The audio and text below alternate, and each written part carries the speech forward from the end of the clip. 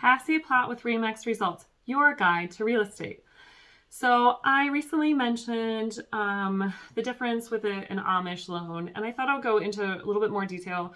I actually started with a broker in Middlefield, which is kind of the heart of Amish country here in Northeast Ohio. So I've done a lot of deals, and they're a little bit different. They go through either the Amish Loan Fund, which is a group of investors that will just loan cash and allow, money to be borrowed.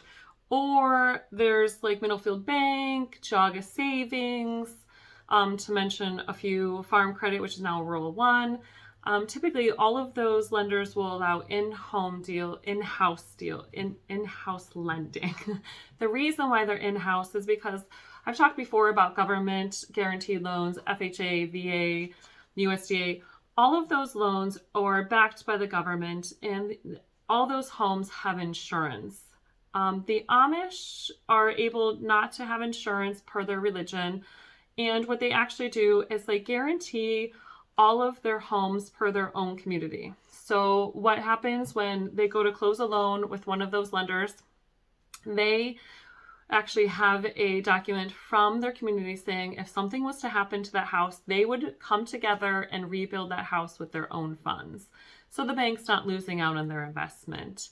And that gives them the freedom of religion not to have insurance. So in that instance, the deals are a little bit different because they use a conventional loan product from these lenders with a 20% down. Now, a lot of these Amish have worked for their fathers since a very early age, but necessarily don't have gotten, a stream of income until they're much older.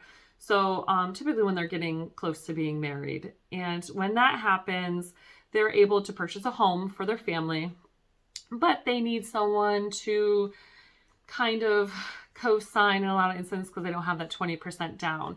Now, dad may have already co-signed for a brother, so he might have to look at other places. And in that instance, it might be one of their drivers or a brother. And in one instance, I kind of mentioned the other day, I've done tons of deals and they all went mostly pretty well. But this one deal, I had a young buyer. He was looking to get married, and this house came up, and I showed it to him, and he's like, yeah, my wife loves it. Like, I think I want it. And so we get into contract, and the sellers are so excited because it's this little house and it's their time to move out and move up. And then the co-signer was going to be a brother who I met all of these members signing papers because it's very old school. We meet and we sign two contracts, because I don't have a copier with me. A lot of times at their home. And I take a copy and they keep a copy. I actually wrote really awful on my copy the other day with a contract I'm in with somebody in with them. But my copy. They had the right copy. Anyway, so needless to say, it's fine. The co-signer had said he owned his house. Great. He can use the equity to sign for his brother. Well, he owned his house, but he had just purchased it like 7 months ago, so he didn't have any equity. And so I felt so bad because now he didn't have a co-signer. And the listing agent, I can't even remember who it was. I would have to look back. He was amazing, and he worked with the lender and his sellers, and they offered us all of the equity. It was about $11,000 that he needed to co-sign for this loan, and they offered it to us. And so I went back out to the family and talked to the brothers and the sisters and the moms, and they were very appreciative. They were a little hesitant because they weren't quite sure, but they were borrowing the money in a sense. So they agreed, and now he's a homeowner with his wife, and they probably have children by now.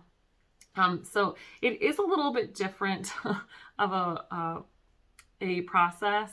And if you have a listing and you're a listing agent here in Jaga County, Asheville County, Trumbull, they're all over, then you might have one of those deals come to the table. They do take a little bit longer through these networks because these lenders, because typically what they're doing is they're approving the buyer, then they're ordering the appraisal for not only the property they're purchasing, but the co-owner's property to guarantee that 20% if they don't have it. So it is a little bit longer process. Could take up to 90 days, which is a little scary. And I've had sellers be like, why? And it's like, it's okay. This is the process. They are approved. We just have to get through this appraisal and everyone to the signing. And it does take a little bit longer. So don't expect anything less than at least 45 days, usually 60 to 90. They're getting better. I just closed one and like 60.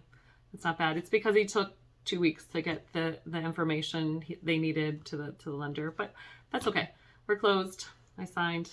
Done deal. So anyway, if you ever have any questions about dealing with a Amish client, reach out. I will totally love to help. Okay, guys, have a great day.